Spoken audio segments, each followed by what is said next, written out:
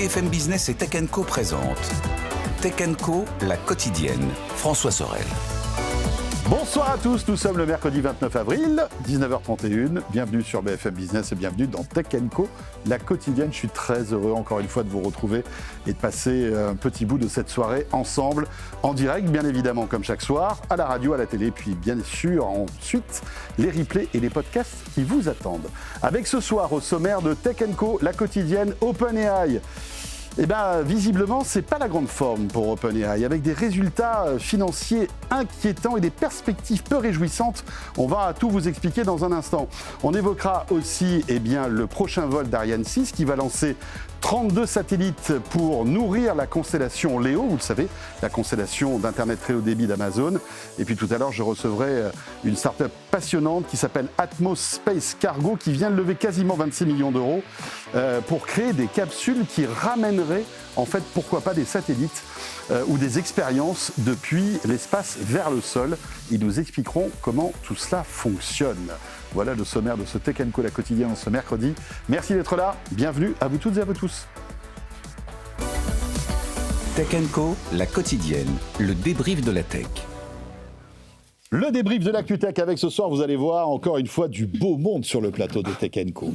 D'habitude, ce sont les hommes qui règnent en maître. Cette fois-ci, vous savez quoi, la parité est parfaite. Isabelle Bordry est avec nous. Salut Isabelle. Bonsoir François. Ravi de te retrouver, fondatrice de Retency. Et puis, il y a encore quelques années, tu étais la patronne de Yahoo au niveau Europe. Ravi de te retrouver. Amélie Charnet est avec nous. Salut Amélie. Salut. Amélie est journaliste à La Tribune, nos cousins de La Tribune. On est très heureux de te retrouver et tu sais que la porte du studio de Tech & Co est tout le temps ouverte.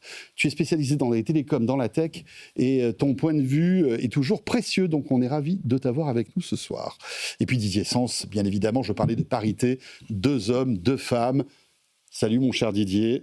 Hello, hello. Journaliste spécialisé dans la tech et qui aujourd'hui entraîne les dirigeants d'entreprises tech à bien s'exprimer devant le micro et devant la télé. Exactement.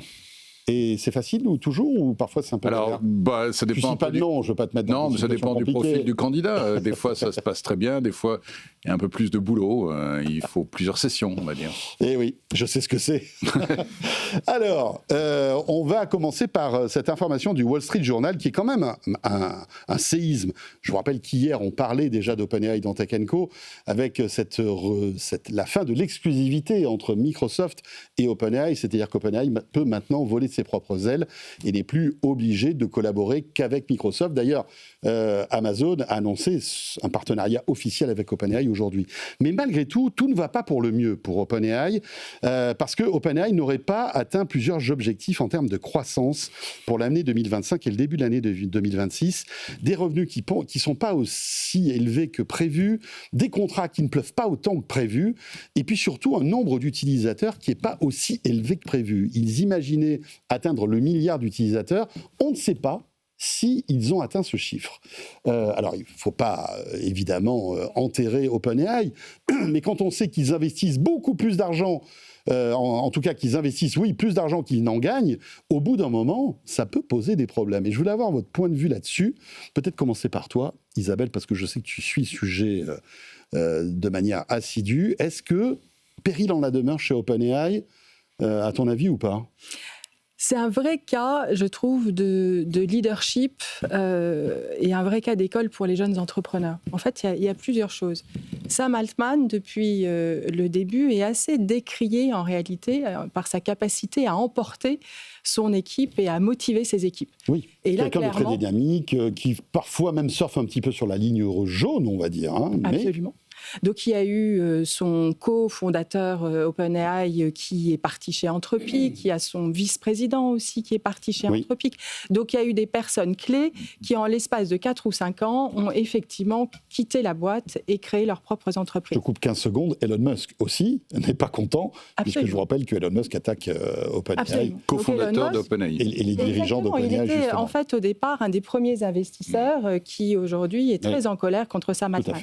Donc, il a a effectivement comme difficulté aujourd'hui d'emporter son équipe et de faire en sorte, notamment que sa directrice financière, qui parle beaucoup au marché, s'aligne avec lui sur les objectifs et les atteintes de ces objectifs. Et aujourd'hui, ce qui apparaît, c'est qu'ils avaient dit qu'ils atteindraient et qu'ils annonceraient de manière publique le milliard d'utilisateurs par semaine, et qu'aujourd'hui, on attend toujours l'annonce publique de l'atteinte de ces chiffres. Donc, on pense qu'effectivement, ils ne les ont pas atteints.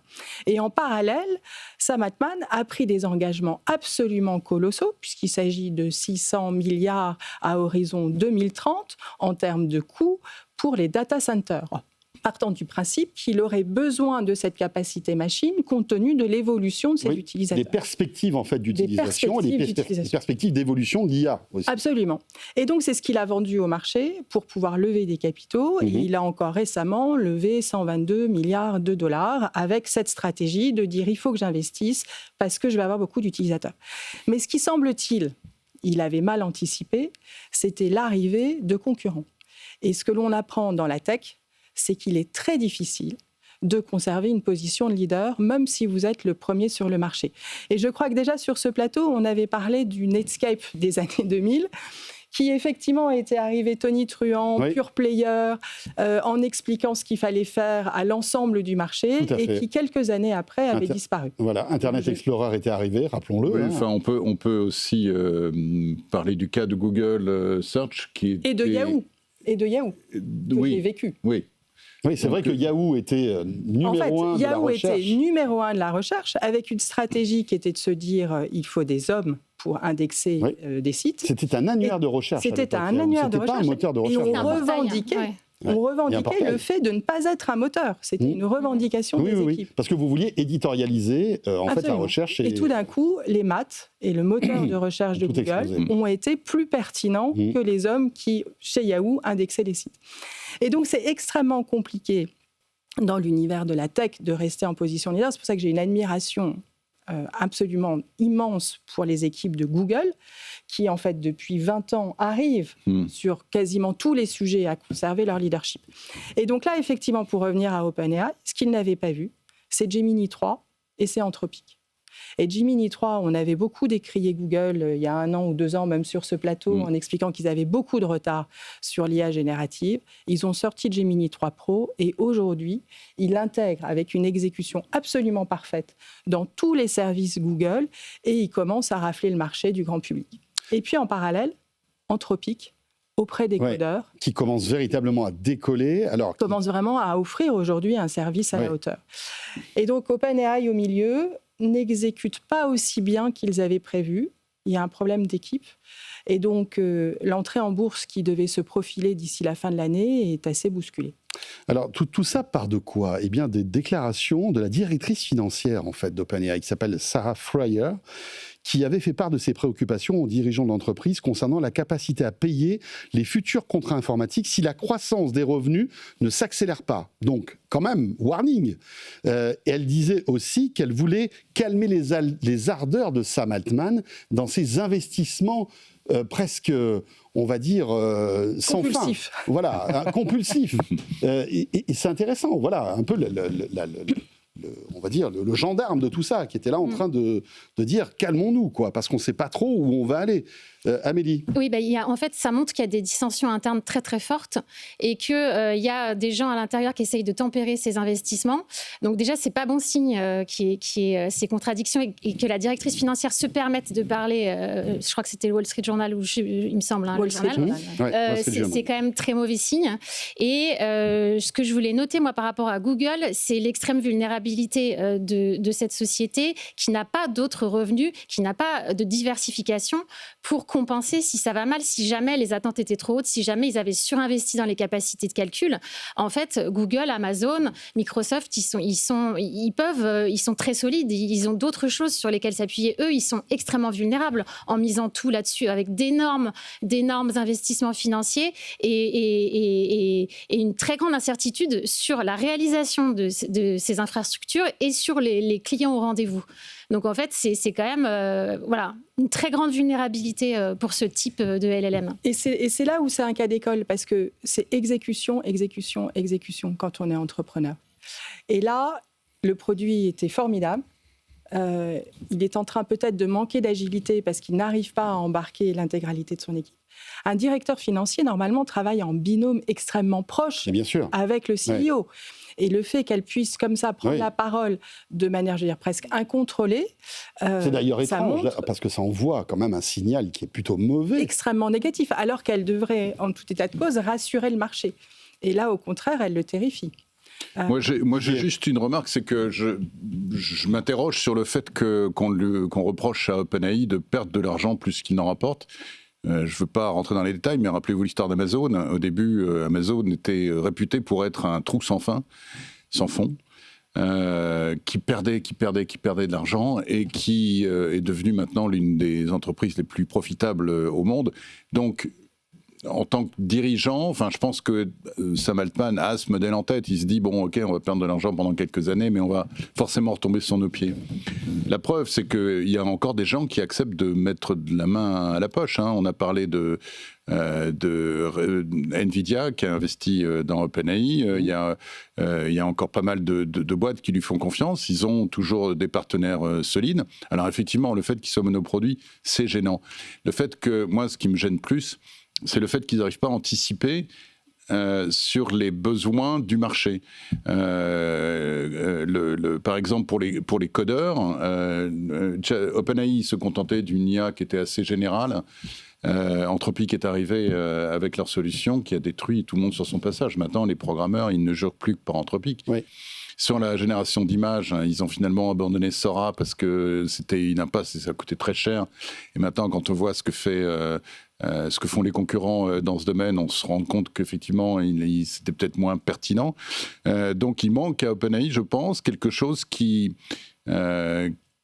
les ferait évoluer vers quelque chose d'autre qui leur permettrait d'engranger davantage de revenus. Je ne pense pas que le modèle de l'abonnement soit un modèle viable quand on a une telle concurrence et surtout quand on a l'arrivée de modèles open source comme ceux des Chinois ou d'autres origines qui, eux, ne s'embarrassent pas de problèmes de ce type-là. Après, il faut tempérer tout cela. Je le disais, OpenAI vient de signer quand même un contrat de 50 milliards avec Amazon. Donc, l'argent va rentrer, bien évidemment. J'ajouterais aussi que tous les mois, on rejoue le crash de l'IA qui va arriver. Ouais. Alors, c'est vrai qu'il y a une probabilité pour qu'il y ait un crash à un moment donné, mais on aime bien se faire peur aussi. Et tous les mois, on rejoue le scénario depuis l'été dernier, à chaque fois en disant « Oh là là, mais on investit beaucoup trop, on ne va jamais réussir à rentabiliser. » Et donc, c'est un peu un truc qui se rejoue continuellement, j'ai l'impression aussi. Oui, mais c'est vrai que le soldat OpenAI est à surveiller de près parce que c'est avec lui que tout peut s'effondrer, finalement. Et quand on a la directrice financière qui dit « Attention les gars, il faut quand même dépenser un peu moins parce qu'il n'y a pas autant d'argent de prévu qui rentre », il y a de quoi quand même se poser des questions, quoi. Oui, je pense que ce n'est pas un problème fondamentalement de produit. Il y a toujours un problème de produit qui aujourd'hui est moins pertinent sur pas mal d'aspects, mais c'est surtout de confiance dans le CEO. Et Sam Altman, depuis le départ, n'arrive pas à générer cette confiance. Il est clivant. Auprès de ses équipes, il est très clivant auprès de ses équipes, mais aussi auprès du marché. Et donc, Anthropic, c'est un seul produit, il déroule, et ils n'ont pas aujourd'hui ce genre de difficultés. Ils ont une meilleure image de marque aussi. Ils ont une meilleure image de marque, mais donc ça vient beaucoup de leur équipe et de leur gouvernance. Donc je pense qu'aujourd'hui, il y a un vrai sujet qui d'ailleurs a failli être traité, je ne sais plus, c'était en 2023 ou 2024, où Sam Altman s'était fait limoger pendant un jour, et il était reparti chez Microsoft, il était revenu, enfin déjà tout ça a été un peu une mascarade. Donc il est extrêmement clivant, et tout l'enjeu pour lui va être de démontrer qu'il est capable de faire grandir OpenAI, et d'aller encore plus loin pour faire son entrée en bourse. Voilà. Et tous les mois, rappelons-le, ce cash qui est brûlé, plusieurs milliards, je crois, par mois. Oui, mais c'est pas forcément le sujet, comme le dit Dédi. Oui. C'est plutôt la confiance qu'il arrive à transmettre au marché. 8h moins le quart, je vous propose d'enchaîner sur un autre sujet avec ce nouveau pari signé Elon Musk. Elon Musk veut concurrencer de manière ouverte, et c'est maintenant très clair, un certain Nvidia.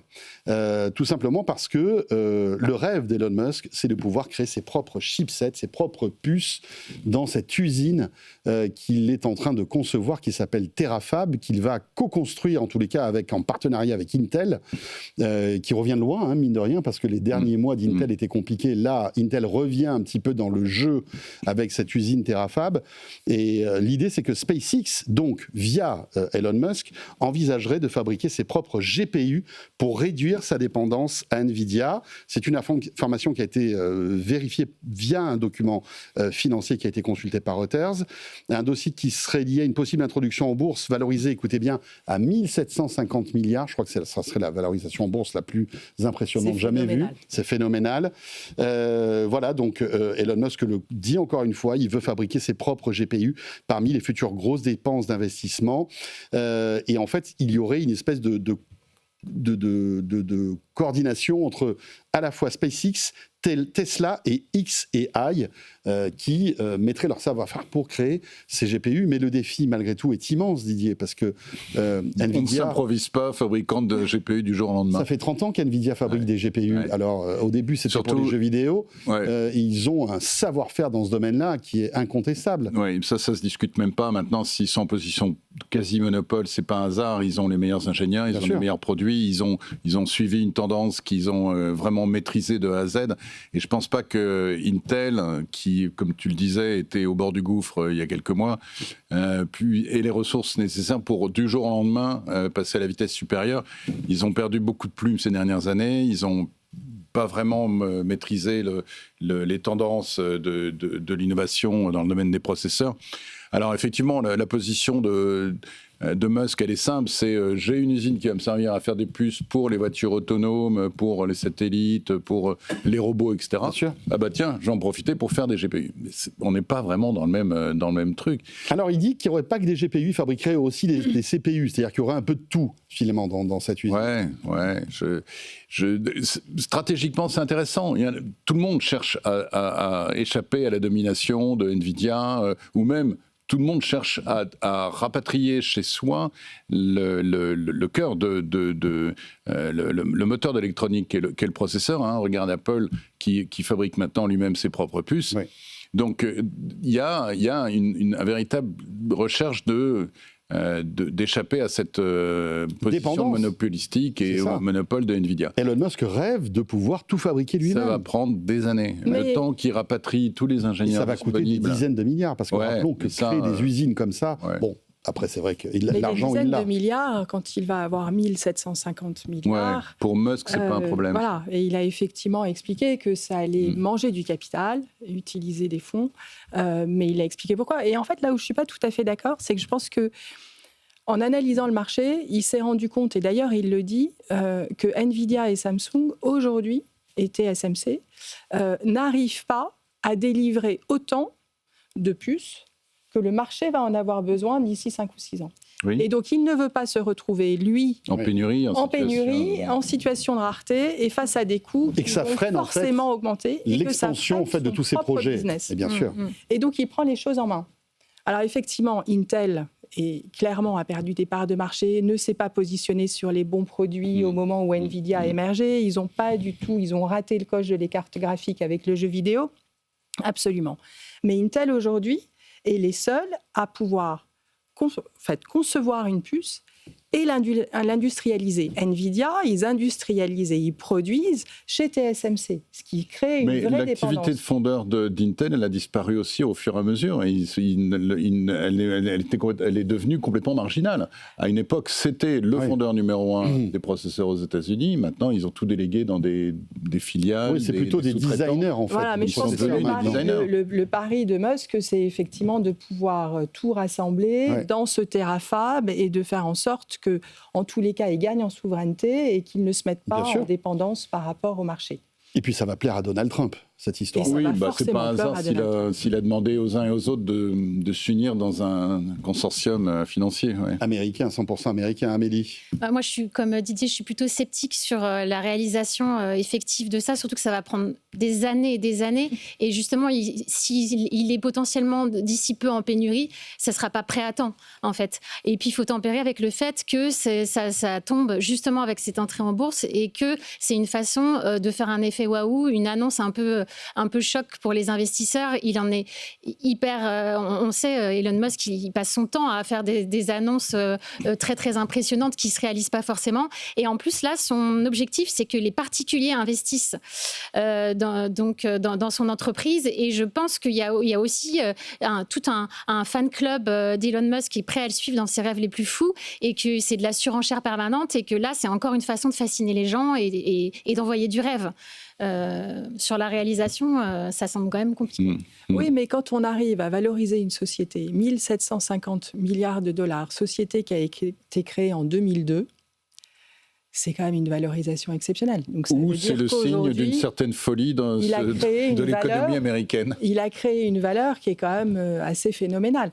Personne ne croyait en Europe à la capacité de SpaceX de ramener ses lanceurs.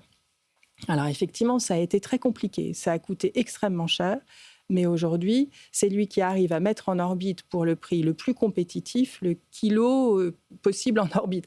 Donc, il a des coûts et une efficacité absolument extrême. Même si Ariane 6, et on va en parler tout à l'heure, fait des miracles encore aujourd'hui. Mais il faut quand même admettre qu'il n'a pas tout réussi, mais qu'il a réussi quand même des choses absolument phénoménales. Écoutez, alors on n'a même pas de date, je crois, concernant ce Terafab. Ça va prendre des années et des années. C'est 2027, je crois. Ouais, bon, c'était la date annoncée, je crois. Oui, c'est ça, absolument. C'est comme la voiture autonome chez oui, il a annoncé que ça pouvait avoir du retard. Ça fait 10 ans qu'il dit que c'est l'année prochaine. Mais enfin, 2027 pour fabriquer une usine de composants, c'est impossible. Voilà. Il faut ramener ça aussi à l'information que TSMC va ouvrir, lui, des chaînes de fabrication aux États-Unis. C'est ça. C'est super intéressant parce que ils n'ont pas de concurrence non plus, TSMC. On est dans le même cas que Nvidia. D'ailleurs, c'est pas un hasard si l'un fabrique les puces pour l'autre. Mais eux, ils ont un vrai savoir-faire et ils vont forcément, à terme, arriver à fournir les principaux opérateurs du secteur. Merci Didier pour cette belle transition. Parce que qui dit TSMC dit Taïwan, et c'est notre prochain sujet qui a planché d'ailleurs Amélie Charnet, elle va tout nous expliquer. Tu as interviewé Mathieu Dechatel, qui est directeur des études internationales de l'Institut Montaigne, et qui nous dit ceci, Taïwan et l'Europe ont tout intérêt à se rapprocher. Alors là, on parlait de TSMC, là on parle on va dire du savoir-faire taïwanais en matière de technologie. Qu'est-ce qu'a voulu dire Mathieu Duchâtel, en fait, dans ton article ? Alors, en fait, jusqu'à maintenant, les fleurons taïwanais, on le sait, c'est les fondeurs, donc ils produisent les puces principalement, en fait, à Taïwan. Sauf que Taïwan, c'est une île qui est petite, qui a un problème de vieillissement de la population, donc de recrutement de talents, qui a des très gros problèmes d'approvisionnement en énergie et en eau, et qui doit monter en cadence pour répondre aux besoins en IA. Et donc, quand TSMC vient installer des capacités de production aux États-Unis, c'est pas que pour faire plaisir à Trump, c'est parce qu'il a besoin des ressources américaines, là où il y a un territoire énorme, où il y a de l'énergie à foison pas chère.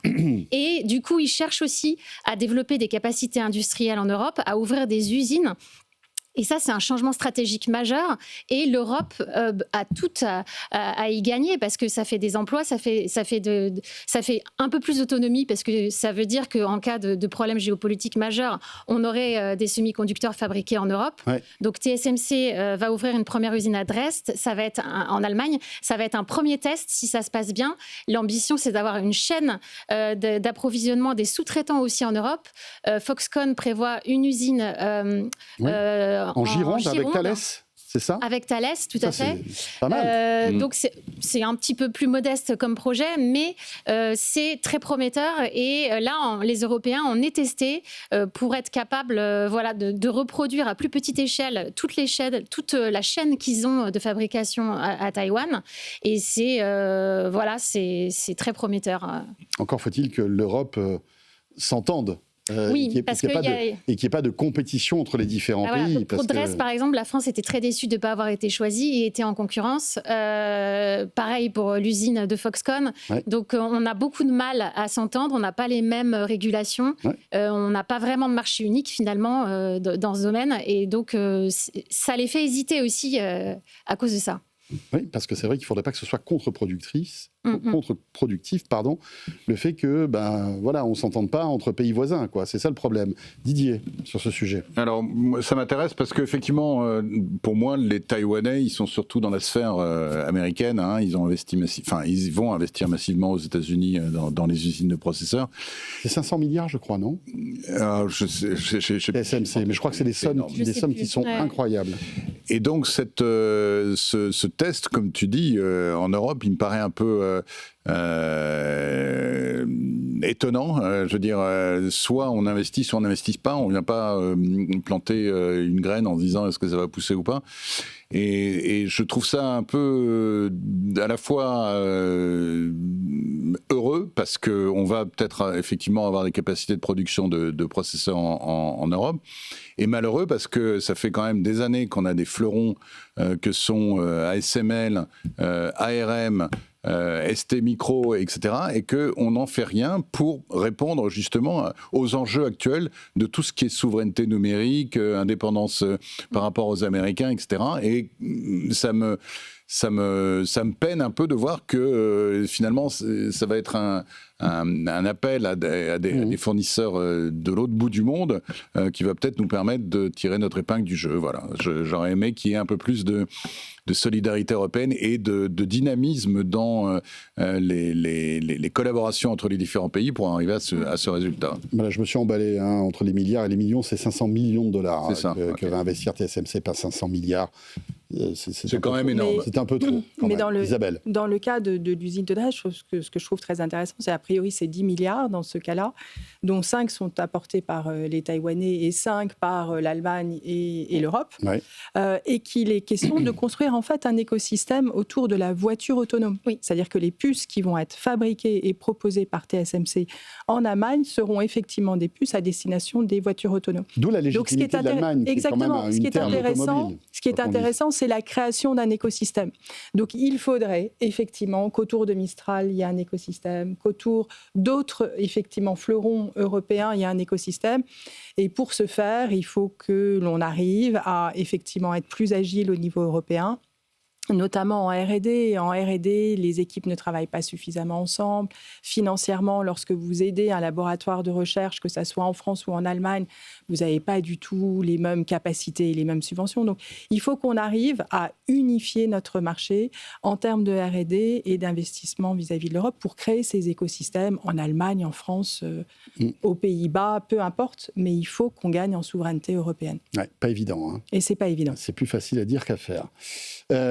Amélie, Isabelle et Didier, il est bientôt 20h. On va marquer une petite pause et on repart pour la deuxième partie de ce débrief de l'actualité tech. On évoquera, justement, un bel exemple d'une réussite européenne, c'est Ariane, avec Ariane Espace. On va en parler dans quelques instants. On évoquera aussi Meta qui expose les moins de 13 ans à de multiples risques en les laissant accéder à Instagram et Facebook. C'est la Commission européenne qui pointe du doigt Meta. Vous restez avec nous. Tech & Co revient juste après ceci. À tout de suite. Tech & Co, la quotidienne sur BFM Business. Tech & Co, la quotidienne, le débrief de la tech. Voilà, il est 20h en ce mercredi soir sur BFM Business. Un grand merci d'être là, d'être fidèle à Tech & Co, la quotidienne. Je sais que vous nous écoutez en direct ou nous regardez en direct, mais aussi en replay, en podcast. Et encore une fois, merci. Ce soir, sur le plateau de Tech & Co, Isabelle Bordry, Didier Sens et Amélie Charnet, qui représentent la rédaction de La Tribune. Je vous propose maintenant de parler d'espace et d'une belle réussite européenne et française. Le nouveau tir d'Ariane 6 demain à Kourou, en Guyane. La fusée européenne doit s'élancer dans sa configuration lourde. C'est vraiment le gros modèle d'Ariane 6. C'est le modèle Heavy, avec 32 satellites de la constellation Amazon Leo. Deuxième tir donc du lanceur européen pour Amazon.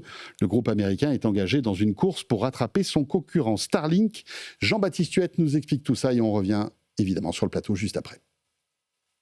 Aujourd'hui, Amazon a déjà placé un peu plus de 200 satellites en orbite. Un début. encore très loin de l'objectif final, un peu plus de 3000 unités pour couvrir l'ensemble de la planète en connectivité par satellite. Pour l'instant, le service n'est pas pleinement opérationnel, mais des tests sont effectués aux États-Unis, en Afrique ou encore en Europe. Petit à petit, l'infrastructure se densifie. Les satellites déployés sont équipés de liaisons laser pour communiquer entre eux, et au sol, Amazon s'appuie sur un réseau de stations connectées à son cloud pour acheminer les données. Amazon est donc toujours dans une phase clé, celle de la montée en puissance, et c'est là que les lancements s'enchaînent. Pour Ariane 6, c'est le deuxième tir pour Amazon sur un total de 18 prévus. D'autres lanceurs américains sont aussi mobilisés pour accélérer le calendrier. L'objectif, rattraper le retard face à Starlink, qui compte déjà plusieurs milliers de satellites en orbite, et un service commercial qui lui a rapporté l'an dernier presque 4,5 milliards de dollars de résultats opérationnels. Voilà donc, demain, on croise les doigts, on touche du bois, espérons que Ariane 6 puisse décoller. Vous savez qu'il y a toujours des aléas météo et des aléas techniques de dernière minute, hein, donc voilà. Mais 32 satellites d'un coup, pour vous dire la puissance en fait de ce lanceur, hein. C'est dingue. C'est un super coup pour Ariane. Super coup pour Ariane. Gros contrat, d'ailleurs, je crois que c'est leur principal client maintenant. Oui, pendant plusieurs années. Hein. Ouais. On l'appelle le contrat du siècle. Ouais, c'est ça. Ce qu'il y a d'intéressant, Amélie, c'est que tu étais au premier lancement à Kourou et tu as vécu ce lancement en direct. Tout à fait. Et donc, c'était aussi la nouvelle version d'Ariane, Ariane 6, avec 4 propulseurs. Donc, c'est hyper puissant. Il n'y a jamais eu des décollages aussi puissants. Ça va faire beaucoup de bruit.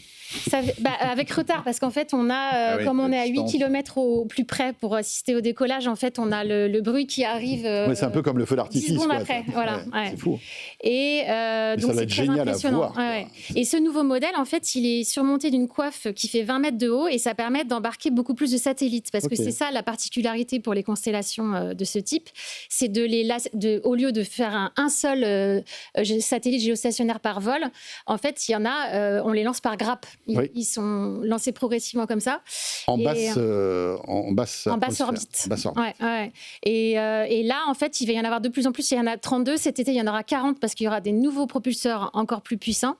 Et oui, il y a un contrat énorme. Donc, c'est une grande réussite parce que l'Europe prouve qu'elle peut revenir un petit peu dans le jeu, même si elle est quand même un petit peu à la traîne par rapport à, justement, à SpaceX. Et qu'elle reste encore au-dessus en termes de coûts. Mais le premier vol s'est très bien passé, donc il n'y a aucune raison que ça se passe mal. Et moi, ce qui m'avait frappé, c'est que c'était parti à la seconde près, à l'heure prévue.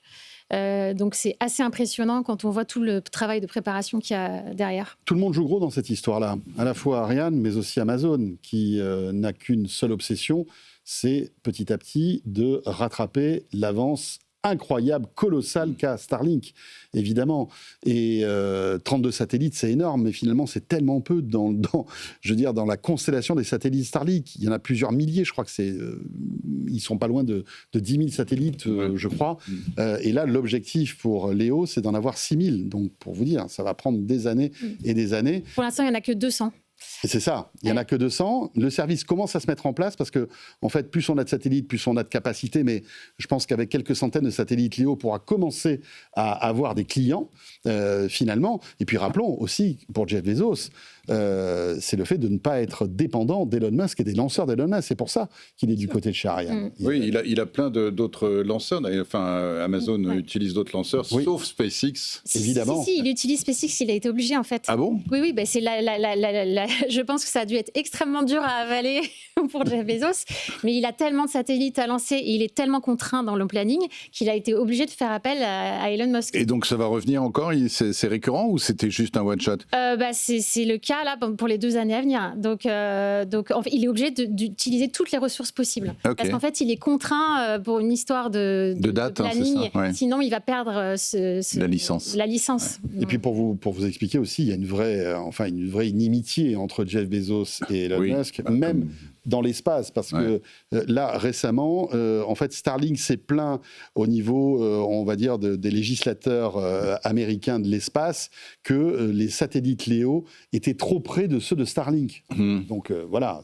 Non, mais ça va devenir, le ciel, ça va devenir un embouteillage. Là. C'est un ring gigantesque où les milliardaires vont s'affronter, Isabelle. Oui, et puis il y a même Elon Musk qui veut mettre des data centers en orbite. C'est sa prochaine idée. C'est pas le seul d'ailleurs, il y a Google aussi. Absolument, pour effectivement utiliser l'énergie du soleil pour pouvoir faire fonctionner son électronique.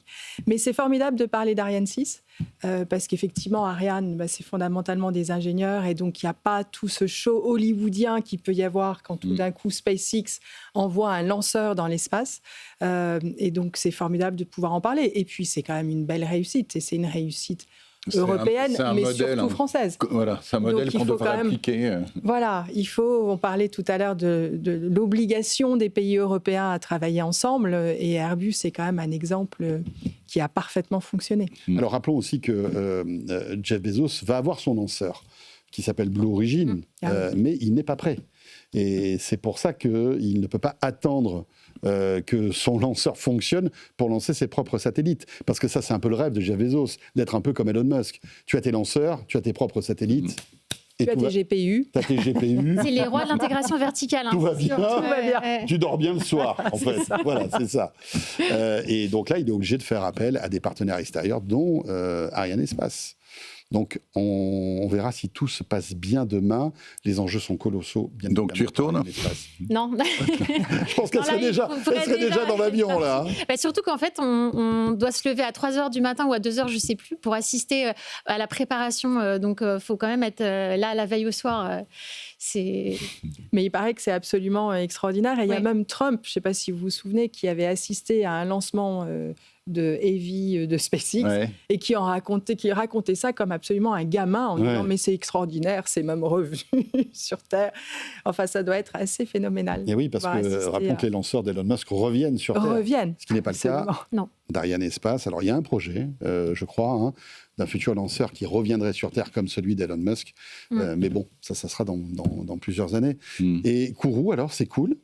Comment tu te retrouves là-dedans ? Ça doit être rigolo, le contraste entre, on va dire, la nature sauvage qui a quelques kilomètres et ce concentré de technologie et toutes ces ingénieurs, cette intelligence qui travaillent sur un périmètre assez réduit, non ? Tout à fait. Il y a un très grand contraste quand même entre le manque de connectivité de la Guyane et l'extrême technicité du centre spatial. Et autour, ça reste quand même très sauvage, c'est très peu urbanisé et plutôt pauvre. Et du coup, il y a quand même un contraste assez étonnant, à tel point que moi, après, j'avais rencontré l'équipe de sécurité d'Amazon, parce qu'en fait, ils ont une équipe de sécurité qui vient s'assurer avant que son personnel ne va pas avoir de problème. Ils ont visité l'hôpital de Kourou et ils ont dit que non, on n'ira jamais là. Donc en fait, il y a quand même un gap. Mais qu'est-ce qu'ils vont faire ? Ils ont construit un hôpital ? Ils amènent tout avec eux. C'est dingue, quand même. Oui. Alors que les accidents, là, il n'y a pas d'humain dans cette fusée. C'était au cas où il y aurait une explosion. Mais c'est leur personnel qui vient quand même, même si ce n'est pas eux qui contrôlent le lancement, puis c'est Arianespace.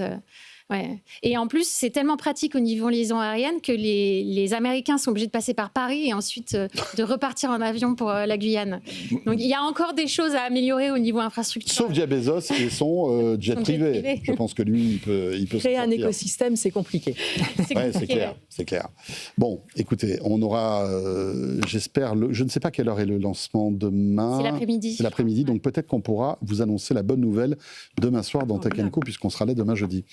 Dans l'actualité aussi, on va revenir en Europe.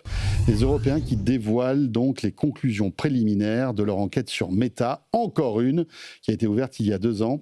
La commission estime que Facebook et Instagram n'empêchent pas les enfants de moins de 13 ans d'accéder à leurs services, comme ils devraient pourtant le faire.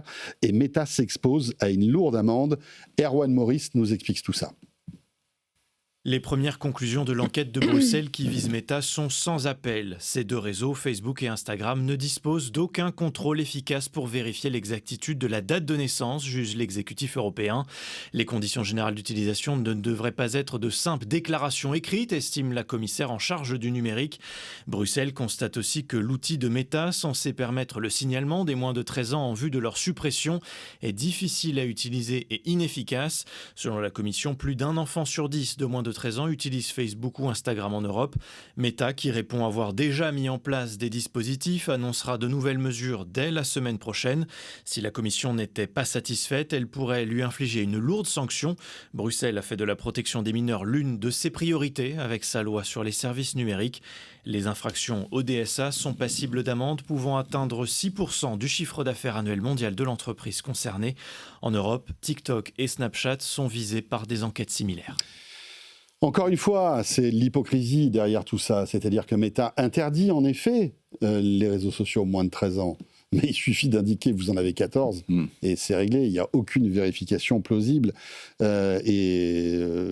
Autant parfois je suis un petit peu, comment dirais-je, vindicatif concernant les décisions de l'Europe, mais là, il faut avouer que la Meta est véritablement fautive. Je ne sais pas ce que vous en pensez. Est-ce que vous êtes d'accord avec ce point de vue ou pas? Tiens, Amélie, oui, pour moi commencer. je suis tout à fait d'accord. Il est temps qu'on fasse respecter en fait nos règlements. Donc c'est un peu, il y a une espèce je trouve, de mépris de la part de ces plateformes américaines qui font le minimum, qui respectent à peine nos règlements, voire pas du tout sur certains points, et il est temps de taper du poing sur la table. Alors les amendes, ça fait toujours un peu rire ces plateformes, parce que, là pour le coup, je crois que ce serait 6% du chiffre d'affaires. 6% du chiffre d'affaires, ça commence à devenir plus intéressant qu'une amende de la CNIL. Ouais, et je pense que là, Meta va commencer à se bouger un petit peu. Oui.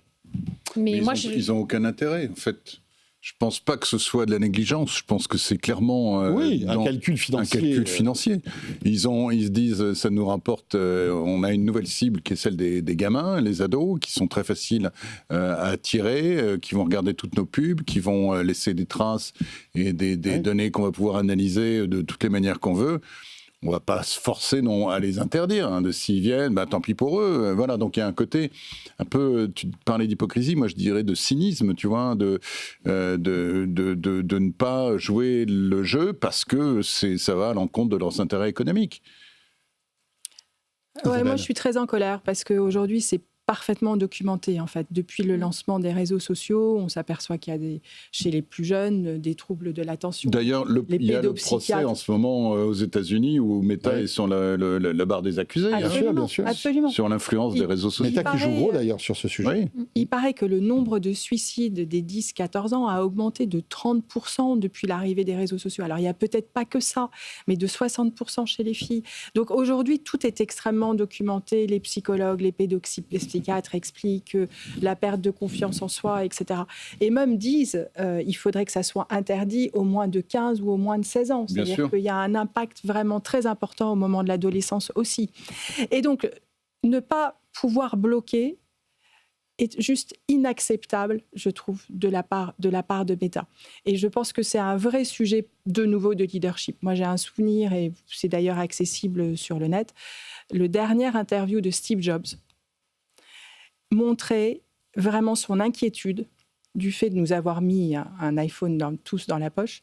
Et il avait très, très peur que pour les enfants, toutes les applis qui permettaient la géolocalisation fasse que certains enfants se retrouvent à faire des rencontres malveillantes au coin de leur rue ou en sortant de l'école. Et ça, c'était en 2011, puisque, rappelons-le, Steve Jobs nous a quittés en 2011. Et donc, c'était un vrai sujet pour les réseaux Jobs. sociaux, enfin, c'était le début de Facebook, finalement, mais il n'y avait pas Snapchat, il n'y avait pas TikTok, effectivement. Et c'était un vrai sujet pour Steve Jobs. Et il expliquait, je ne fais pas confiance aux éditeurs qui vont proposer la géolocalisation, et donc je vais faire en sorte que Apple demande pour le compte de l'éditeur la géolocalisation, et je vais m'assurer que si elle n'est pas utilisée, je mets tous les garde-fous pour effectivement m'assurer qu'il n'y ait pas de problème.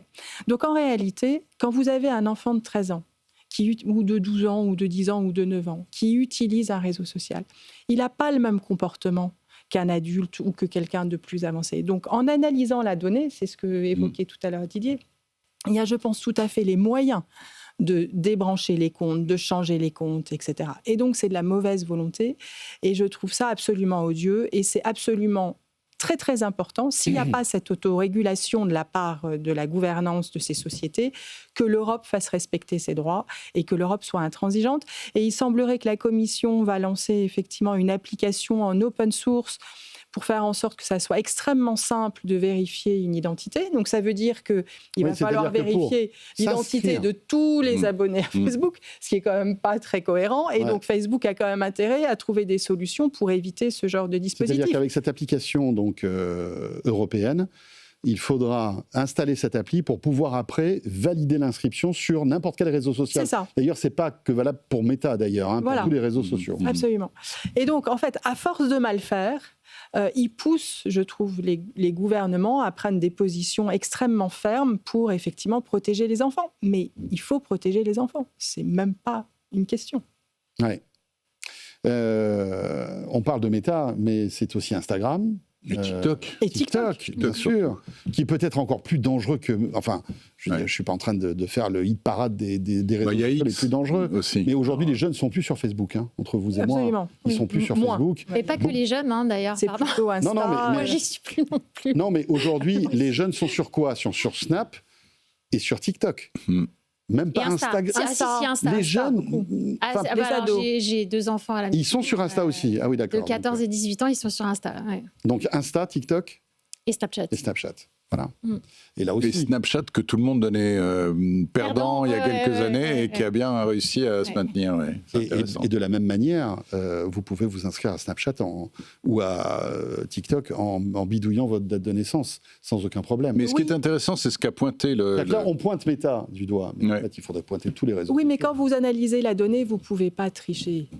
C'est-à-dire que la manière dont utilise et navigue un jeune garçon ou une jeune fille, c'est pas du tout pareil que quelqu'un qui est un adulte. C'est pas possible. Enfin, voilà. Donc, on peut les cibler parfaitement pour des besoins publicitaires. On peut aussi le faire pour des besoins juridiques. Absolument. Et de protection. Et en fait, il y a des choses très graves qui se passent. Si c'était anecdotique. Mais là, aujourd'hui, c'est un effet de masse sur la jeunesse. Oui, ce que confirme le fameux procès qui a lieu aux États-Unis en ce moment. Moi, ce que pointe très bien la commissaire européenne à changer du numérique, c'est que c'est Meta qui a lui-même dit c'est interdit aux moins de 13 ans. Et ça veut dire quoi ? Comment tu fais pour interdire ? Alors le gamin, il dit moi j'ai 13 ans, c'est dommage. 12 ans, non, je peux pas y aller. Voilà, alors, c'est dommage. C'est pas possible. Ouais. Donc il y a effectivement un cynisme, une hypocrisie qu'il faut sanctionner.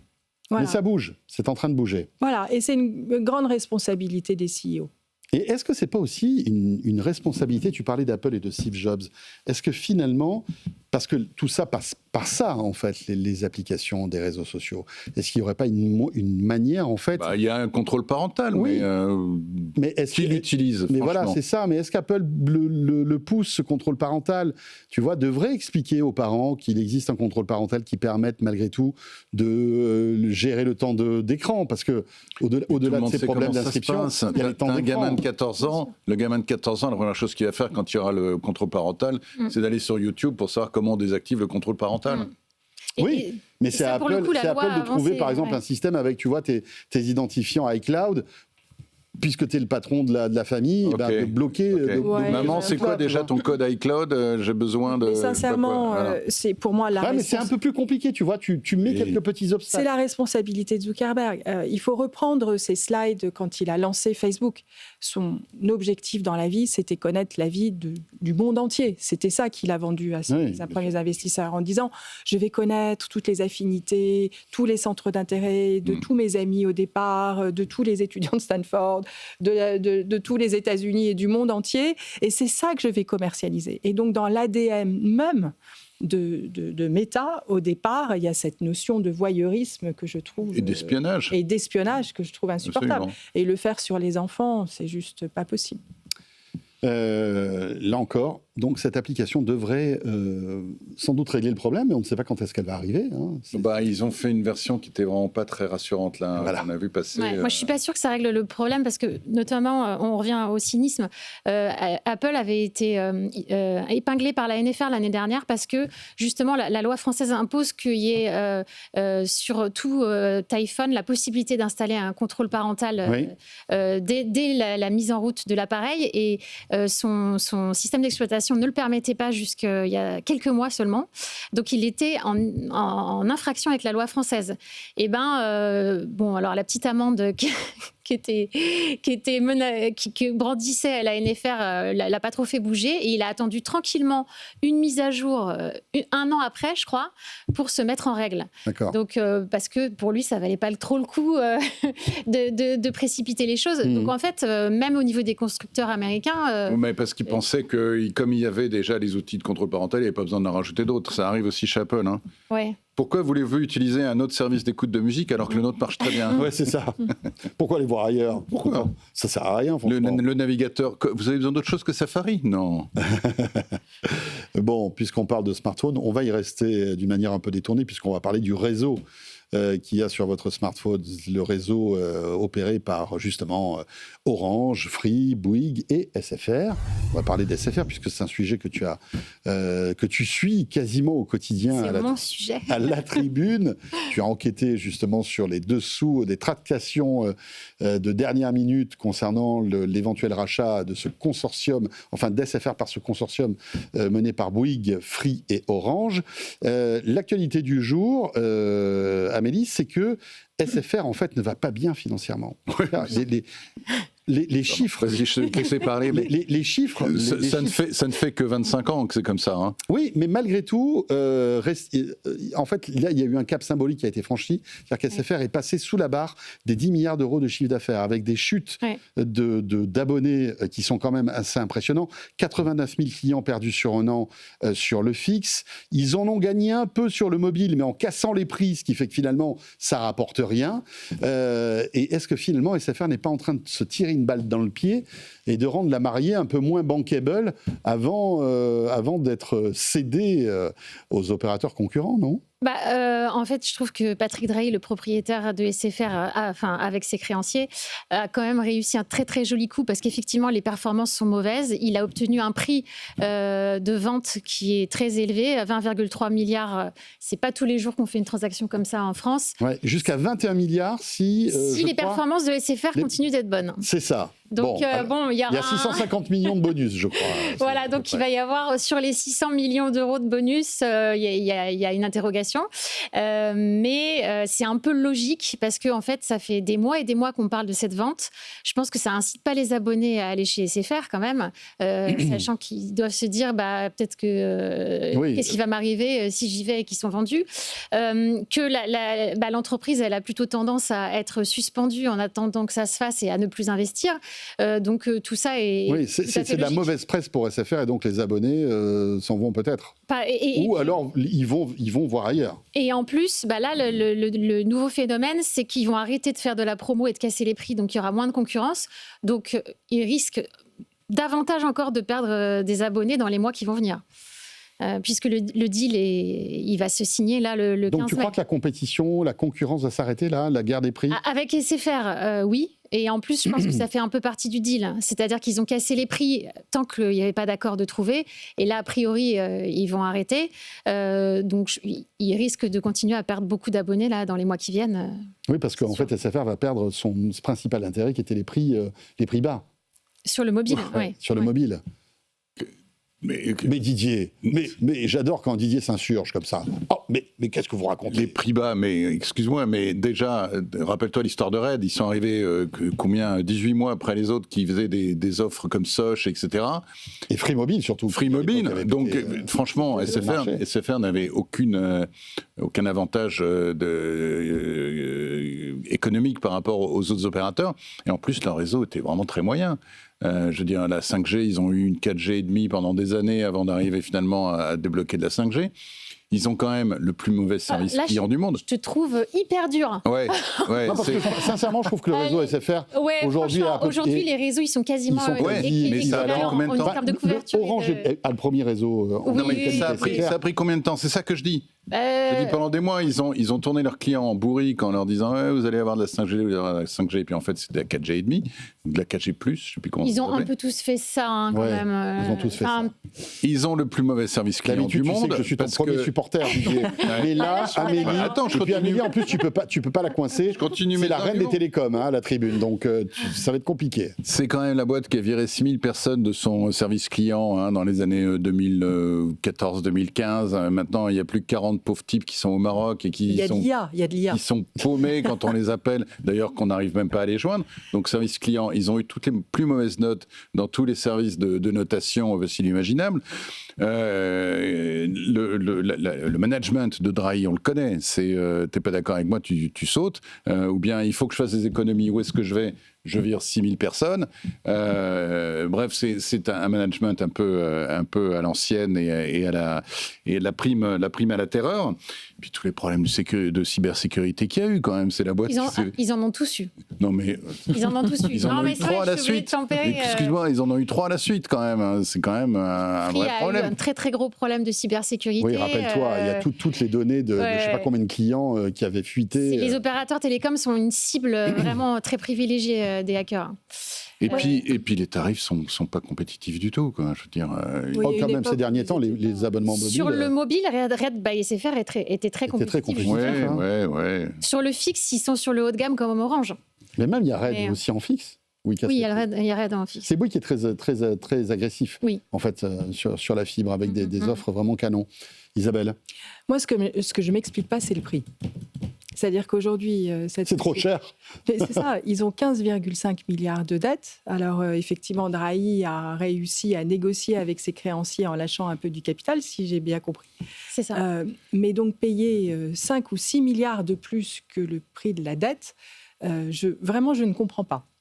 Il doit y avoir... Mais parce qu'il y a une telle volonté d'une consolidation, de passer de 4 opérateurs à 3, que les opérateurs sont prêts à mettre beaucoup d'argent sur la table pour enlever un concurrent. Si oui, mais on peut le laisser faire faillite aussi. Ben, je pense que... Non, il y a des fichiers clients à récupérer, parce qu'en fait, ce qu'il ne faut pas oublier, c'est qu'il y a quasiment 26 millions de clients chez SFR. Ouais, c'est gros, c'est toujours le deuxième opérateur en France. Hein. À cause des entreprises, ils ont... Les entreprises, ils étaient les seuls à pouvoir faire face à Orange. Et il y a des infras. Et il y a des infras, parce qu'en termes de fibres, ils ont quand même un réseau intéressant. XP Fibre, qui fait partie d'un deal à part. Mais ils ont quand même pas mal déployé la fibre. Non, il y a des actifs qui sont intéressants. Mais ce qui est sûr, c'est qu'effectivement, depuis, ça n'arrête pas. La saga de vente, de pas vente, n'arrête pas depuis 1 an et demi, 2 ans quasiment. Et donc, dans ces conditions, c'est très compliqué de motiver les équipes. Il n'y a sûrement plus d'investissement. Et donc, le fait que le chiffre d'affaires baisse et que le nombre d'utilisateurs, ça s'explique parfaitement par sûrement une mauvaise exécution depuis quelques mois. J'ajouterais qu'il va falloir tenir jusque fin 2027, puisque donc les étapes suivantes, c'est signer un premier accord le 15 mai. Ensuite, il faut que tous les élus de chaque entreprise soient consultés. Ça nous amène à peu près à la fin de l'été. Ensuite, il y aura un examen de l'autorité de la concurrence, soit française, soit européenne. Oui. Et ça, jusqu'en fin 2027, donc pour le closing final. Donc, il faut tenir les équipes, les clients encore pendant un an et demi. Si les clients sont vendus chez SFR, ils iront soit chez Orange, soit chez Free, soit chez Bouygues. C'est pas très grave, finalement, non ? Mais c'est un peu mon point. Et effectivement, les syndicats s'étaient rebellés à une époque, justement, face à ce deal, parce qu'il y a énormément de casse, puisqu'il va y avoir des économies d'échelle, des restructurations. Orange et, par exemple, SFR, s'ils ont 2 magasins dans la même rue, il y en a forcément un qui non, mais il va y avoir une casse sociale. Bon, donc, il va y avoir une casse sociale de plusieurs milliers de salles. On y reviendra, mais il y a une casse sociale, forcément. Faire en sorte que ce deal aboutisse au bout, est effectivement très challenging. Oui, c'est clair. Merci beaucoup à tous les 3. Si vous voulez suivre la saga SFR, c'est toujours sur la tribune avec Amélie Charnet. Merci beaucoup Amélie. Merci beaucoup à Isabelle Bordry aussi, fondatrice de Retency. Et merci à toi Didier. C'est un plaisir. Didier Sens, que tu es un peu bougon, tranquille, mais voilà. As usual. Mais on t'adore comme ça. On t'adore. Vous restez avec nous, Tech & Co, la quotidienne revient. Avec ces capsules spatiales européennes qu'on va découvrir avec Atmos Space Cargo, avec une belle levée de 26 millions. On en parlera avec son directeur commercial dans un instant. Et puis après, on s'intéressera aux drones professionnels. Vous savez qu'il y a un vrai business là-dessus pour surveiller des installations, pour parfois réparer aussi des installations qui sont en hauteur. Et on recevra le directeur financier de Drone Volt qui s'est spécialisé là-dedans et qui fait une petite levée de fonds aussi intéressante. Et puis juste après cette petite pause, Léa Benaïm nous rejoint pour le Tech Flash. Un grand merci d'être là. C'était Tech & Co, la quotidienne sur BFM Business. Tech Co, la quotidienne sur BFM Business. Tech Co, la quotidienne, Tech Flash. Un grand merci d'être là, fidèle à Tech Co, la quotidienne, comme chaque soir, aux alentours des 20h30. Nous retrouvons le Tech Flash avec Léa Benaïm, un condensé de l'actu tech du jour. Bonsoir Léa. Bonsoir François et bonsoir à tous. Et à la une, à peine libéré de Microsoft, OpenAI signe déjà avec la concurrence. L'entreprise vient d'élargir son partenariat avec AWS, permettant ainsi aux clients de la filiale cloud d'Amazon d'accéder directement à ses modèles les plus avancés. Un accord rendu possible grâce à la renégociation du contrat avec Microsoft, qui reste le partenaire privilégié d'OpenAI, mais plus de façon exclusive. Et puis, pendant que les plans de licenciement s'enchaînent dans la tech, IBM prend le contre-pied. Le groupe américain va créer 750 emplois dans l'IA et le quantique. Des recrutements prévus sur 5 ans qui serviront à alimenter un nouveau campus à Chicago dédié à ces technologies de pointe. Et puis l'Europe, Léa, s'attaque à Meta et lui reproche de ne pas suffisamment empêcher les enfants de moins de 13 ans d'accéder à ces plateformes. Et oui, une mesure pourtant obligatoire depuis l'entrée en vigueur du DSA. De son côté, Meta assure avoir déjà mis en place des garde-fous et promet de nouvelles mesures dès la semaine prochaine. Mais si Bruxelles n'est pas convaincue, elle se réserve le droit d'infliger une amende pouvant aller jusqu'à 6% du chiffre d'affaires mondial de l'entreprise. Et puis la Chine serre la vis concernant les robots taxis et gèle toutes les nouvelles demandes de licence. Cela fait suite au chaos provoqué le mois dernier par Baidu, où des dizaines de robots taxis se sont arrêtés simultanément pendant plusieurs heures. Une panne provoquant ainsi d'énormes embouteillages dans la ville de Wuhan. Les opérateurs ne peuvent donc plus agrandir leur flotte, lancer de nouveaux projets pilotes, ni s'étendre à de nouvelles villes, et ce jusqu'à nouvel ordre. Et enfin, New York teste les taxis volants électriques. La start-up Joby Aviation a effectué ses premiers vols cette semaine, reliant l'aéroport JFK au centre de Manhattan en seulement 7 minutes. Là où en voiture, le trajet aurait duré plus d'1 heure. Pas de passagers pour cette fois. L'entreprise attend encore le feu vert des régulateurs américains, mais espère lancer son service commercial d'ici la fin de l'année. Ah Léa, quand on sera dans ce petit drone pour aller à Roissy directement. Ça sera incroyable, 7 top, minutes. Hein. On pourra dormir 1 heure de plus. Ça nous intéresse. Quand on part au CES. Et pour finir, je vous donne rendez-vous sur le site de BFM Business pour Tech Co Business en compagnie de Frédéric Sibotel, qui n'est pas là cette semaine, mais qui revient bien sûr lundi. On lui souhaite de bonnes vacances. Il nous met la pression, justement. On lui souhaite de bonnes vacances. Bien sûr qu'on passe un extrait de son émission avec comme sujet cette semaine retour sur cette incroyable performance. Il n'y a pas que Frédéric Sibotel qui a fait le marathon. Il y a aussi un robot humanoïde à Pékin qui lui a fait le semi-marathon. Et pour la première fois, la machine a dépassé l'humain sur une épreuve d'endurance. On écoute un extrait. Ce qui est intéressant, c'est qu'effectivement, d'une année sur l'autre, le temps a été divisé par 2. Une autonomie quand même sur une distance de plus de 40 km, le truc est parti. Alors on voit qu'il y a un certain... C'est 20 km là, c'est ça, c'est un semi. Ouais. Il y a certains cas où des personnes les suivent avec des télécommandes, enfin, ça montre quand même qu'il y a un niveau de technologie. Bon, ce qui est aussi amusant, c'est de voir tous les différents robots, parce qu'effectivement celui qui est arrivé, chapeau, et puis il y a tous ceux qui se sont cassés la gueule, il y en a un, on voit les pièces qui sautent en l'air. Il y en a qui a une espèce de drone avec des hélices et qui file directement dans les tribunes. Donc je pense que c'est aussi ça qui est intéressant, et par rapport à ce qu'on disait tout à l'heure d'ailleurs sur les jeunes, dans la technologie, ce qui est fascinant, c'est la phase d'exploration. On a des tas de choses nouveaux. La phase un peu plus pénible, c'est la phase d'exploitation. On choisit un modèle et là, on fait du process. Ouais. Et ce qui peut expliquer aussi le blues des jeunes sur l'IA, dans l'exploration formidable et l'exploitation, tu as un robot LLM qui va te dire ce que tu dois faire. Voilà, et retrouvez Tech Co Business, bien évidemment, sur la plateforme BFM Business.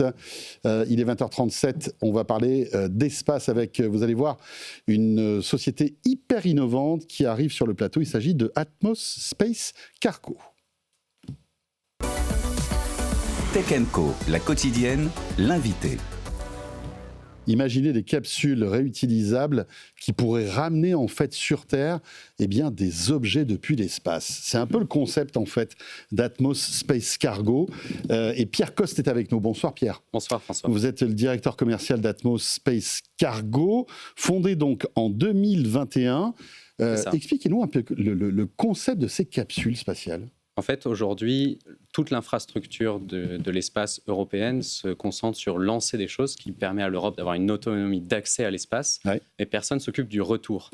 Et on voit que le nerf de la guerre économique, il est dans retourner, réutiliser et relancer à nouveau. C'est ce que fait SpaceX en Amérique. Avec ses lanceurs, notamment. Exactement, ils récupèrent uniquement le premier étage. Et le point de départ d'Atmos, c'était de construire un bouclier gonflable qui permet de récupérer tout ce qu'on envoie dans l'espace pour le remettre sur Terre et le réutiliser. Donc des bouts de la fusée, c'est ça ?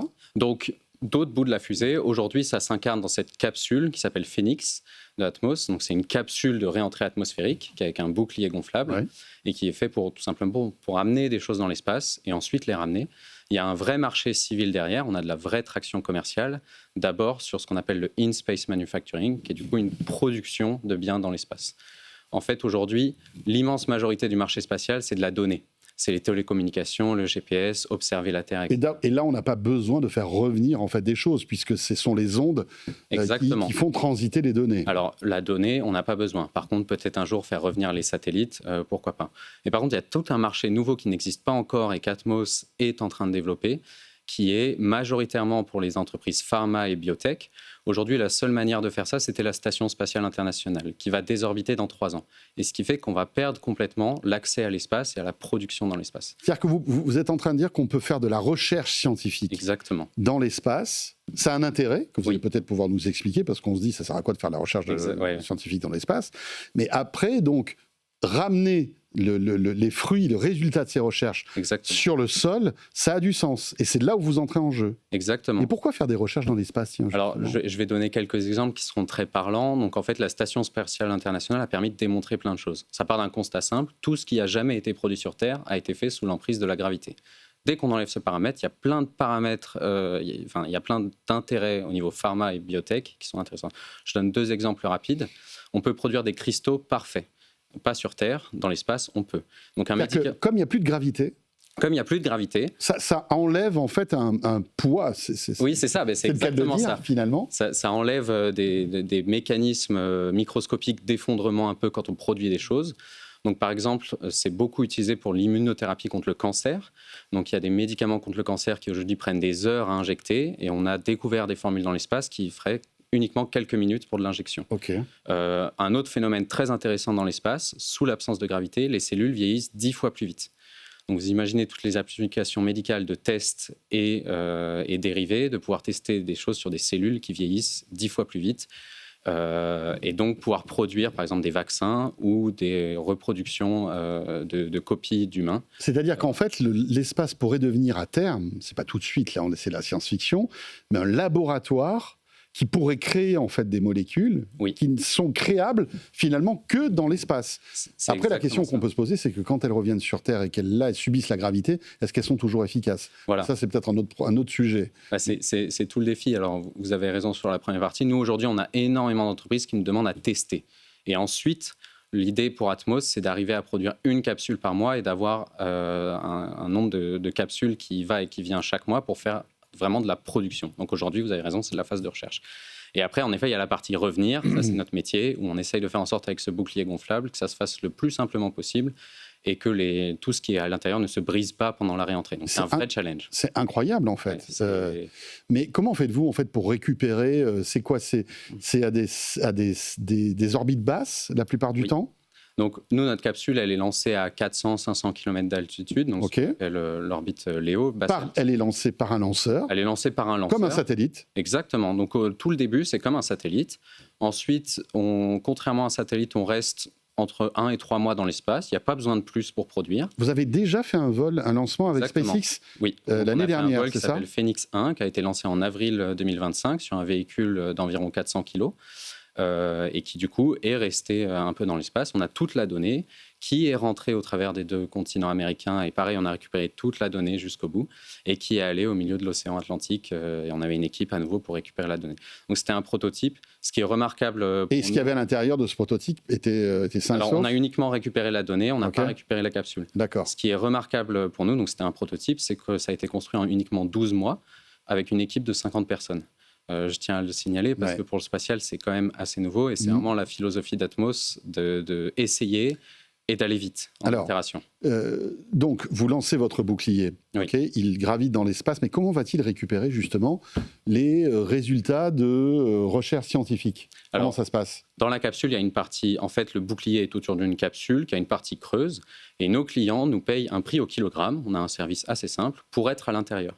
Donc c'est des expériences, aujourd'hui on peut prendre jusqu'à 100 kilos par capsule. D'accord. Et aujourd'hui, nos clients ont ces expériences-là, nous payent au kilogramme, on les intègre à l'intérieur, ils vont dans l'espace, ils produisent et on les redescend. Oui, c'est-à-dire que dans l'espace, vous n'allez rien capter, en fait. Vous n'allez rien ramener qui est déjà dans l'espace. Non, alors ça, c'est notre roadmap à long terme. En fait, on pense que l'intérêt du bouclier gonflable, c'est que c'est beaucoup plus efficace en termes de masse que toutes les technologies de réentrée qui existent, comme la capsule Dragon de SpaceX, un bouclier abrasif.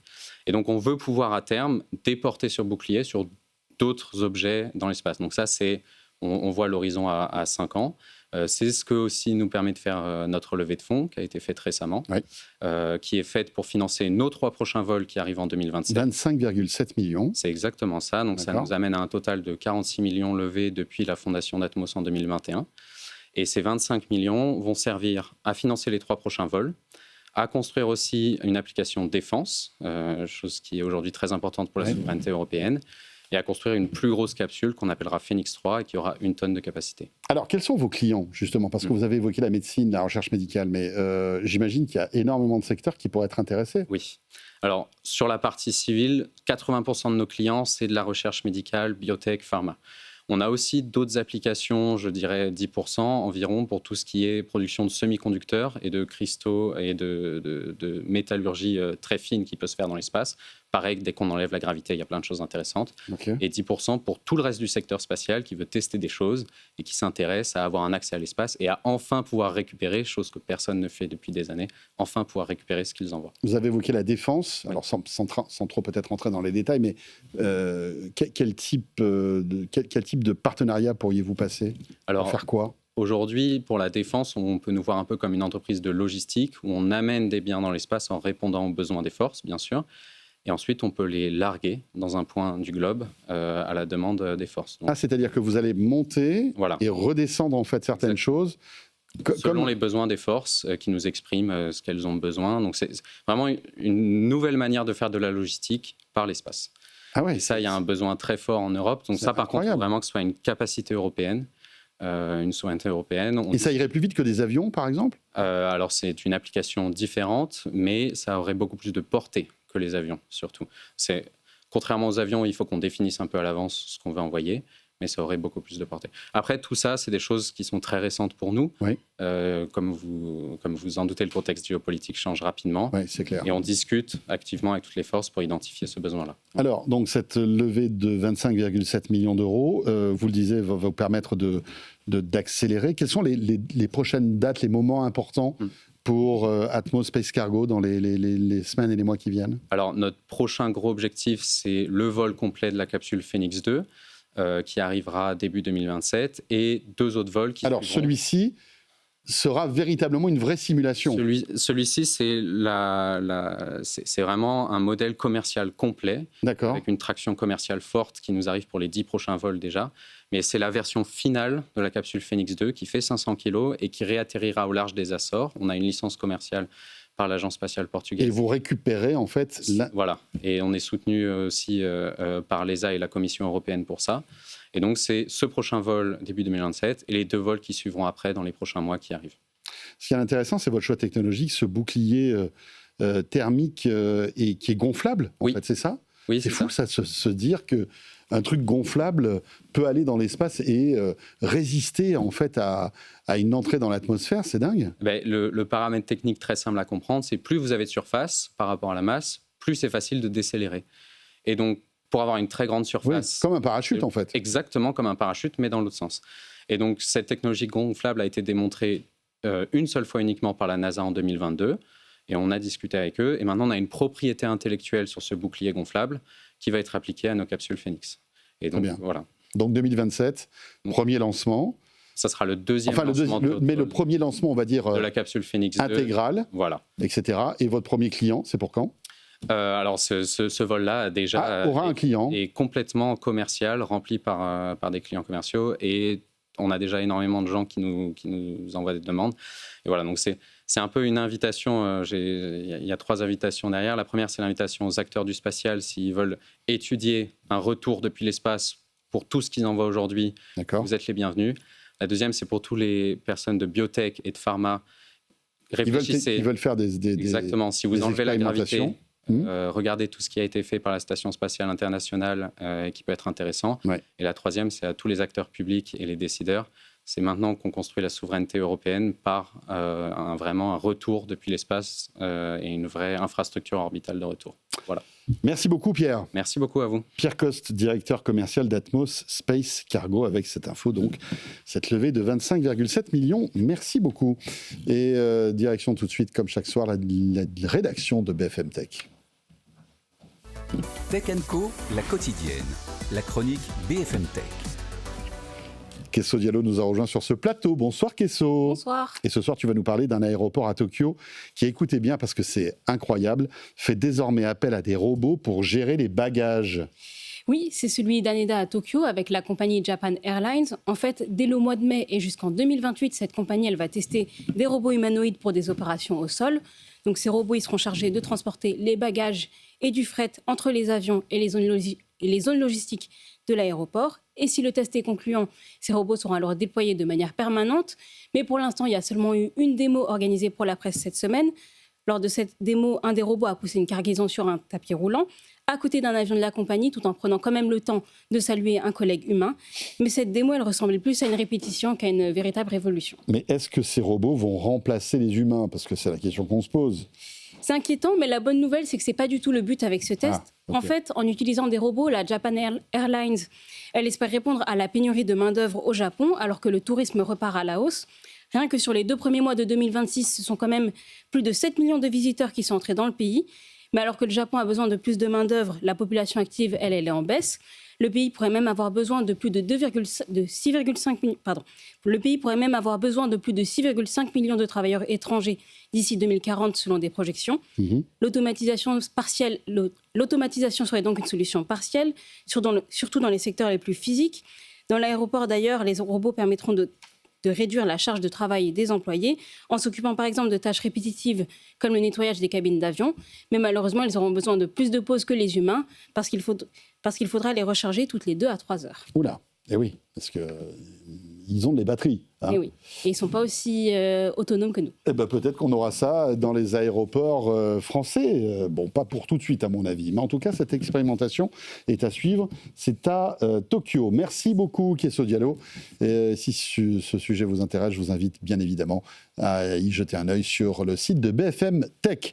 On va parler de drones maintenant avec DroneVolt et cette levée de fonds qu'on va découvrir tout de suite avec notre invité. Tech & Co, la quotidienne, l'invité. Et Sylvain Navarro nous a rejoint sur ce plateau. Bonsoir Sylvain. Bonsoir. Vous êtes le directeur financier de DroneVolt, avec donc cette levée de près de 4 millions d'euros pour des drones professionnels, parce que les drones ont énormément d'utilité, on s'en rend compte. Évidemment, en ces temps un peu chahutés, les drones sont une méthode d'observation, mais aussi d'attaque qui a été complètement découverte par le conflit en Ukraine et puis maintenant aussi en Moyen-Orient. Mais ce qui est intéressant, c'est que le drone fait plein d'autres choses. DroneVolt, est-ce que vous pouvez nous présenter cette société, s'il vous plaît ? Oui, DroneVolt, c'est une société qui conçoit et fabrique des drones depuis une dizaine d'années, qui investit près de 4 millions d'euros dans sa recherche et développement depuis des années, et qui aujourd'hui fabrique une gamme de drones de toutes sortes, qui sont des drones très spécifiques, ou comme celui qui est présenté derrière vous, qui est un drone spécifique et dédié à la maintenance des réseaux d'électricité haute tension. Ouais, on en a vu même un qui nettoyait des toits, c'est ça qui est dingue. Et oui, c'est d'ailleurs le best-seller chez DroneVolt. Enfin, des toits ou des façades d'ailleurs. Des toits et des façades, exactement. Donc plutôt que de déployer des échafaudages, vous déployez des drones qui sont munis de systèmes haute pression, qui peuvent aller jusqu'à 280 bars et qui permettent de nettoyer. En fait, c'est un Karcher volant, quoi. On peut dire ça comme ça, exactement. Avec un gros avantage, c'est que c'est une capacité de déploiement assez simple et une efficacité redoutable. Avec des coûts aussi, j'imagine. Exactement. Le coût d'un échafaudage est évidemment très très très significatif. Donc, vous imaginez pour des bâtiments industriels notamment, ces drones-là sont particulièrement pertinents. Alors, DroneVolt est implanté en France, bien sûr, mais aussi au Benelux, au Canada, au Danemark, aux Pays-Bas, aux États-Unis et en Suisse. Et ce qui est intéressant, c'est que vous avez donné quelques exemples d'usage en fait de vos drones. Il y en a beaucoup d'autres, et vous avez énormément de clients, l'armée française, le ministère des Armées, Engie, Total, Bouygues, etc. Et même des agences gouvernementales internationales. En fait, vos drones ont énormément d'usages. Exactement. En fait, il y a un nombre d'usages, j'allais presque dire infini, des drones. Ce qu'il faut effectivement, c'est trouver des applications qui permettent au client ou à l'utilisateur d'en tirer un bénéfice. Alors, c'est un bénéfice évidemment économique. Oui. On parle c'est clair, parce que c'est la première motivation, on va dire. De civil. C'est aussi un bénéfice de temps, donc d'argent. C'est évidemment aussi des bénéfices de l'ordre de la sécurité humaine. Vous envoyez quelque part un robot volant. C'est toujours mieux d'envoyer un robot volant que d'envoyer un humain volant. Des personnels. Évidemment, en termes d'impact RSE, c'est un impact évidemment très important puisque ce sont des drones à batterie. Donc effectivement, tout ce qui peut permettre d'éviter l'usage d'un hélicoptère, par exemple, et je pense notamment dans le domaine de l'électricité, évidemment, est un élément qui est extrêmement pertinent pour l'usage du drone. Oui, parce que pour la maintenance et pour la surveillance des réseaux haute tension, là, vous êtes là. Alors, il faut toute une batterie de certification, bien évidemment, parce qu'on ne s'amuse pas à faire voler un drone à côté de lignes à haute tension. Ça peut être très dangereux. Et donc, vous avez eu tous les tampons nécessaires pour travailler avec EDF. Oui, ça va même au-delà de ça. C'est qu'on a véritablement développé un drone spécifique. Avec notre partenaire canadien Hydro-Québec. Il a quand même une grosse spécificité, c'est qu'il se pose sur la ligne haute tension pendant qu'elle est en tension. Wow. Et là, je vous parle de lignes de 350 000 volts et on est en train de développer un nouveau projet. Il doit vite se recharger là-dessus. Alors, il ne se recharge pas parce que imaginez qu'il faudrait un transformateur un petit peu lourd qu'il aurait du mal à porter. C'était une boutade, mais c'est vrai. Mais effectivement, en tout cas, il a, on va dire, c'est une sorte de cage de Faraday volante qui se pose sur le câble en tension pendant qu'il est en tension et qui fait un certain nombre d'opérations de mesure en fonction de capteurs qu'on lui a posés. Donc il va mesurer quoi, par exemple ? Il va rouler sur le câble. Il va aller faire de l'inspection de manchons, donc les intersections entre les câbles, vérifier effectivement que tout se passe bien et potentiellement définir les opérations de maintenance qu'il va falloir faire à un moment. C'est extrêmement important pour les grands opérateurs. On s'est aperçu en Espagne il y a quelques mois, le jour où ça tombe, les conséquences sont très significatives. Les blackouts, on en a vu aux États-Unis, on a vu en Espagne, donc c'est des conséquences qui sont extrêmement, extrêmement significatives. Parce qu'on ne se rend pas compte, mais la maintenance des lignes à haute tension, avant le drone, c'était des humains qui la faisaient.